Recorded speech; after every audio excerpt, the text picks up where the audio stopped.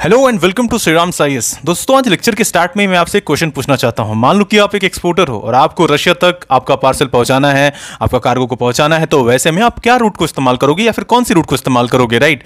आप सोचोगे अरे बहुत आसान है, हम यहाँ पर मुंद्रा से स्टार्ट करेंगे, अरेबियन सी के रूट से होते हुए सुएज कैनाल के रास्ते हम यहाँ पर ऑब्वियसली मेडिटेरियन सी पकड़ेंगे and then will reach Europe and ultimately Saint Petersburg तक पहुंच जाएंगे एंड मॉस्को तक हम पहुंच सकते हैं। या फिर हम यहाँ पर ईस्टर्न मैरीटाइम कॉरिडोर को यूज करेंगे, जहाँ पर हम चेन्नई पोर्ट से होते हुए यहाँ पर व्लादिवोस्तोक तक पहुंच सकते हैं।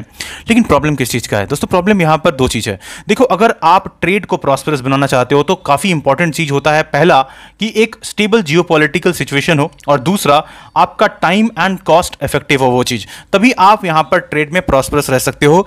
और ये दोनों ही जो रूट है ना, ये डेफिनेटली काफी लंबे हैं। क्यों मैं कह रहा हूं? क्योंकि करीब करीब आपको 1 महीना लग जाता है पहुंचने में, अबाउट 1 मंथ, राइट?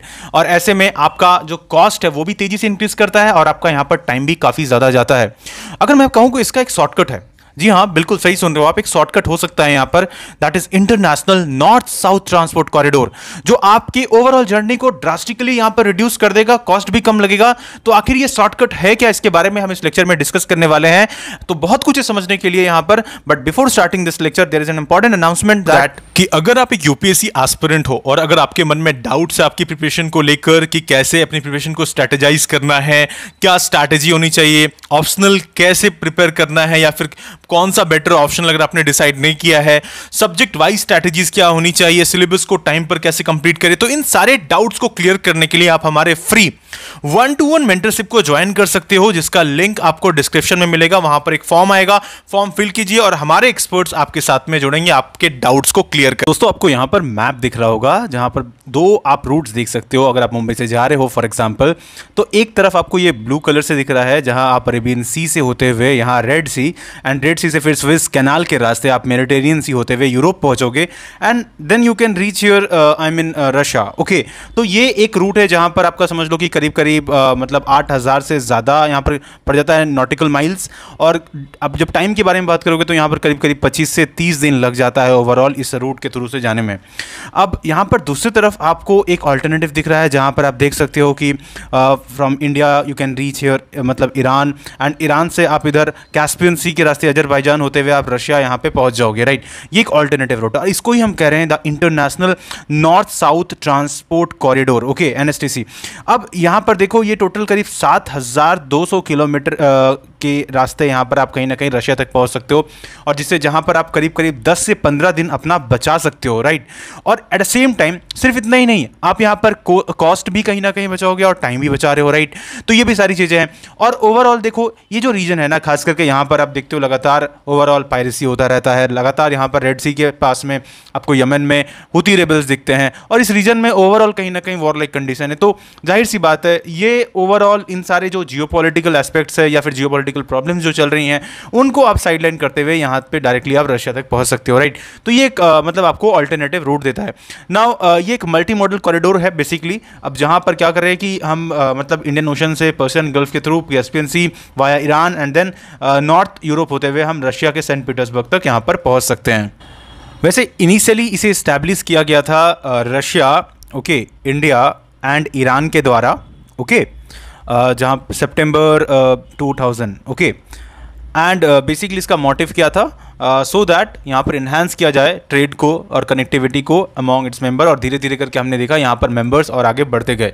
ओके, सो यहाँ पर अभी करंटली हम 13 मेंबर्स दिखते हैं, टोटल 13 मेंबर्स आपको दिखेंगे INSTC के अंदर में, जहाँ आपको इंडिया ऑब्वियसली दिखता है, then you have Iran, Russia, okay, Azerbaijan, Armenia, at the same time Kazakhstan हो गया, किर्गिस्तान हो गया, ओके, तजिकिस्तान हो गया, टर्की है, Ukraine, Belarus, Oman and Syria.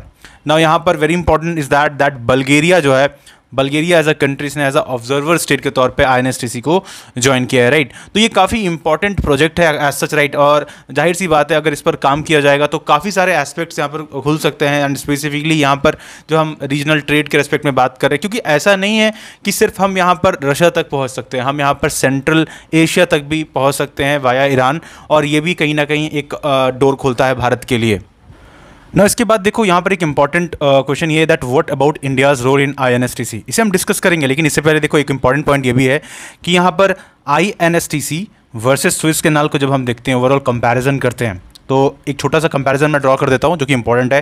देखो आईएनएसटीसी का रूट क्या रहने वाला है, जैसे मैंने कहा कि यहाँ पर मुंबई से चाबार पोर्ट जाएंगे, चाबार या फिर बंदर अब्बास जो है ईरान का, वहाँ पर पहुँचेंगे एंड देन वहाँ से रेल या रोड के माध्यम से हम फर्दर इसे कैस्पियन सी तक कहीं ना कहीं कनेक्ट करेंगे एंड फर्दर फिर वहाँ पे रशिया के बेसिकली अस्त्राखान जो है वहाँ से लेके मॉस्को तक ओवरऑल हम पहुँचेंगे।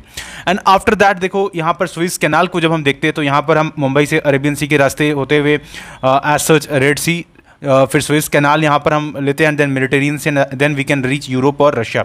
अब दोनों को जब कंपेयर करते हैं तो डिस्टेंस के रेस्पेक्ट में मैंने पहले ही बताया कि यहाँ पर करीब 7,200 किलोमीटर आपको दिखेगा, तो यहाँ पर आपको करीब करीब एस्टिमेटेड 15,000 से लेकर 16,000 किलोमीटर तक आपको टोटल ट्रैवल करना पड़ता है। टाइम कितना, तो 25 से 30 दिन तक और कई बार तो 35 दिन तक भी लग जाता है, एक महीना भी पार कर जाता है। यहाँ पर जो ओवरऑल टाइम रहेगा वो आपका 15 से लेकर 20 दिन और मैक्स टू मैक्स 25 दिन तक के अंदर आप यहाँ पर पहुँच जाओगे। बेसिकली ये क्या है, यहाँ पर आपको मतलब तीनों ही मतलब मेजर जो मीडियम, जैसे आप यहाँ पर सी रूट भी लोगे, फिर then you have rail network and then you have road. यहाँ पर क्या है, इंटायरली आप सी पर कहीं ना कहीं बेस्ड रहते हो, और जिसकी वजह से भी कई बार क्या होता है कि मैं पहले भी आपको बताया कि जो ट्रैफिक होता है राइट, वो बहुत ज़्यादा बढ़ जाता है और जिसकी वजह से कहीं ना कहीं डिलेज और भी ज़्यादा होता है। अब ये 30 to 40% ज़्यादा चीपर है with comparison to this Swiss canal over, क्योंकि यहाँ पर मतलब फ्लाइट का जो कॉस्ट है ये और भी ज़्यादा यहाँ पर बढ़ जाता है। अब की इंफ्रास्ट्रक्चर के बारे में बात करें तो जैसे मैंने बताया यहाँ पर चाबार पोर्ट जहाँ पर इंडिया ने इन्वेस्ट कर रखा है वो इंपॉर्टेंट हो जाता है। इसके साथ साथ एक इंपॉर्टेंट पॉइंट है जैसे कि रस्त अस्तरा जो लिंक है, जो कि ईरान के अंदर में हमको रेल नेटवर्क बिछा रहे हैं हम, ओके, अगर वो इंपॉर्टेंट है कि वो अगर कंप्लीट नहीं होगा तो ओवरऑल ये जो ऐसा हम यहाँ पर प्रोजेक्ट चलाने की बात कर रही है आईएनएसटीसी जो है ये अधूरा रह जाएगा। अब अपने अपने फायदे हैं यहाँ पर, जाहिर सी बात है यहाँ पर स्ट्रैटेजिक एडवांटेजेस आपको देखने को मिलता है क्योंकि हम बाईपास कर रहे हैं स्वेज कैनाल को। ओवरऑल पायरेसी प्रोन जो एरिया है खास करके रेड सी का, वहाँ पर हम इसे कहीं ना कहीं बाईपास कर रहे हैं, eight the same time Pakistan को भी बाईपास कर रहे हैं, ओके, और हम सेंट्रल एशिया तक यहाँ पर पहुँच सकते हैं। अब यहाँ पर इंडिया, रशिया और सेंट्रल एशिया की जो कनेक्टिविटी है ये कहीं ना कहीं मजबूत हो सकती है, इससे बहुत इंपॉर्टेंट चीज़ है ये, ओके। एंड आफ्टर दैट हम जो ईरान का जो एस्पेक्ट है यहाँ पर जब बात करते हैं, अब देखो दोनों का अपना अपना एडवांटेजेस है राइट। ईरान को हम दूसरी तरफ में अवॉइड करते हैं कहाँ पर, सुएज कैनाल के रास्ते पर, क्योंकि वहाँ पर हम अक्सर देखते हैं सैंक्शंस वगैरह यूएस का लगा हुआ है, वो सारी चीज़ें हैं। लेकिन वनरेबिलिटी देखो तो आप यहाँ पर ज़्यादा वैसे इधर ही दिखती है, आपको रेड सी की तरफ दिखती है राइट। तो जाहिर सी बात है एडवांटेजेस एंड डिसएडवांटेजेस दोनों तरफ होती है, लेकिन हम ज़्यादा बेहतर कहाँ पर जा रहे हैं, ज़्यादा कम टाइम में कहाँ पर पहुँच सकते हैं वो इंपॉर्टेंट हो जाता है। और हाल के जो डेवलपमेंट्स हमें होते हुए दिखे हैं इससे definitely Iran, Russia and China को तो खैर यहाँ पर इंपॉर्टेंट नहीं हो जाता क्योंकि चाइना को हम यहाँ पर काउंटर करते हैं बेसिकली इस प्रोजेक्ट के तहत से आईएनएसटीसी के माध्यम से, उनके जो बेल्ट एंड रोड इनिशिएटिव है स्पेसिफिकली उस रेस्पेक्ट में, ओके। तो ये सारी चीज़ें यहाँ पर इंपॉर्टेंट हो जाती हैं। अब देखो इंडिया के रेस्पेक्ट में जब हम बात कर रहे हैं तो इंपॉर्टेंट हो जाता है 2014 और 2017 का साल, ओके, क्योंकि हमने वापस से यहाँ पर कहीं ना कहीं डेवलपमेंट देखा था जब basically India's ministry of commerce and industry what they did 2014 में यहाँ पर ड्राई रन होता है, ओके, एंड जहाँ पर हमने मुंबई से लेकर ईरान के जो एज सच बंदर अब्बास, ओके, पोर्ट वाली रीजन है वहाँ तक हमने कहीं ना कहीं लिंक को जोड़ा, ओके। तो ये एक मेजर डेवलपमेंट रहता है एंड फिर हम लोगों ने तेहरान से लेकर बंदर अंजाली तक रेल नेटवर्क कहीं ना कहीं बैठाने की काम की। तो ओवरऑल देखो यहाँ पर शंकर सिंधे जो कि फॉर्मर चेयरमैन है of freight forwarders association in India FFAI के, उनके हिसाब से उनका कहना क्या है, देखो यहाँ पर इंपॉर्टेंट हो जाता है कि अगर ये वर्क कर जाता है प्रॉपरली और अगर ये अच्छे से मतलब जो हमने यहाँ पर प्रोजेक्ट सोचा है अगर ये प्रॉपरली स्टैब्लिश होता है तो कहीं ना कहीं से एक ड्रास्टिक समझ लो कि मतलब कॉस्ट और टाइम बचेगा, ये इनका कहना है, ओके। तो बहुत इंपॉर्टेंट हो जाता है ये चीज़ यहाँ पर। और फिर देखो रिसेंटली हमने देखा था कि मई 2024 में 2024 से हमने देखा था कि इंडिया ने 10 साल का डील किया है ईरान के साथ में with respect to that Chabahar port right, basically operation के रिस्पेक्ट में। तो वो चीज़ इंपॉर्टेंट हो जाता है। फिर हमने एग्रीमेंट साइन कर रखा है basically with Indian Port Global Limited IPGL के साथ में and the Port and Maritime Organization of Iran, ठीक है। तो यहाँ पर IPGL और इसके साथ में बेसिकली PMOI जो है that is Port and Maritime Organization of Iran, उनके साथ में हमने यहाँ पर करीब $120 मिलियन का ओवरऑल यहाँ पर ये कर रखा है, निवेश कर रखा है। तो वो चीज़ कहीं ना कहीं इंपॉर्टेंट हो जाता है। और इसी तरीके से हम देख रहे हैं कि कंटिन्यूसली यहाँ पर डेवलपमेंट्स इंडिया की तरफ से हम देख रहे हैं, ओके। और ये अगर सक्सेसफुली हम जैसे कह रहे हैं कि अचीव होता है तो ये एक जियोपॉलिटिकल गेम चेंजर होगा because for India INSTC represents a home grown alternative to China's Belt and Road Initiative. First thing is that at the same time a new avenue into European markets, okay. जैसे देखो आप जरा बात समझो, जैसे हमने history में देखा था ना कि जब नया सी रूट इंडिया तक कहीं ना कहीं 1498 पे हमने देखा था कि वास्को डिगामा आए थे जब, तो वो एक रिमार्केबल इवेंट था, उसने एक तरीके से हिस्ट्री के कोर्स को चेंज करके रख दिया। उसी तरीके से आप इसको समझो, यहाँ पर हम ड्रास्टिकली ओवरऑल ये रूट को कहीं ना कहीं बदल रहे हैं, एंड जिसकी वजह से एक मैसिव हमें यहाँ पर फायदा हो सकता है डेफिनेटली इंडिया को विद रिस्पेक्ट टू ट्रेड। ठीक है, तो वो चीज़ें यहाँ पर जरूरी हो जाती हैं। और फर्दर देखो यहाँ पर एक प्लस पॉइंट ये भी है ना कि देखो हम यहाँ पर जब पोर्ट को देखते हैं, मुंबई से बंदर अब्बास पोर्ट की जब हम टोटल डिस्टेंस को देखते हैं यहाँ पर, तो अराउंड 786 नॉटिकल माइल के आसपास है। लेकिन यही चीज़ जब हम यहाँ पर आपका गुजरात के मतलब जो कांडला पोर्ट है, अगर वहाँ से जाएंगे तो ये सिर्फ 550 ओवरऑल नॉटिकल माइल है, जो कनेक्टिविटी को और भी ज़्यादा शॉर्ट कर सकता है, राइट।